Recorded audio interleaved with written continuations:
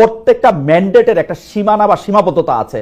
যে কোনো ম্যান্ডেট আপনাকে কোনো কিছুর জন্য সবকিছুর ম্যান্ডেট দেয় না, কিন্তু আপনি ভেহেমেন্টলি বলতেছেন আপনার সবকিছু করার ম্যান্ডেট আছে। সেই ম্যান্ডেট আপনাকে কে দিল আসলে?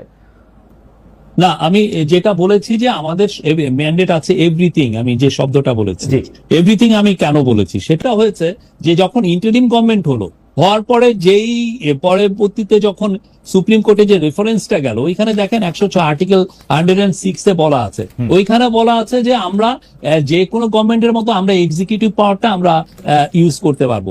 এটা যেটা নর্মাল একটা গভর্নমেন্ট যেই এক্সিকিউটিভ পাওয়ার হোল্ড করে, আমিও সেই এক্সিকিউটিভ পাওয়ার হোল্ড করছি। আমাদের ম্যান্ডেটটা হলো আমরা যে কাজগুলো, এটা অনেকে আবার কেউ কেউ বলছেন যে না আপনাদের ম্যান্ডেট হচ্ছে ডে টু ডে, ওখানে কোথাও লেখা নাই যে ডে টু ডে, এটা এক্সিকিউটিভ নির্বাহী পাওয়ারের কথা বলা হয়েছে। কিন্তু আপনি আমাকে একটু বলবেন যে অন্য সরকারের মতোই ক্ষমতা আছে, এটা কি আমি আমি আমি 106 যেটার মধ্যে করে এপিলেট ডিভিশনে রায়টা দিল, আমি এটার মধ্যে নির্বাহী কাজ করতে পারবেন বলে আমি এটার মধ্যে এটা দেখতেছি।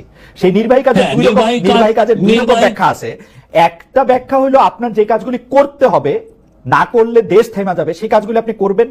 আরেকটা ব্যাখ্যা হলো যে আপনার জরুরি প্রয়োজনে যদি আপনার কোনো কিছু করতে হয় তাহলে আপনি করতে পারবেন। আপনাকে এই ক্ষমতা দেয়া আছে যে আপনি এখন পলিসি বানাইতে পারবেন, কিন্তু সেটা অ্যাবসলিউটলি যখন আপনার প্রয়োজন হবে তখন।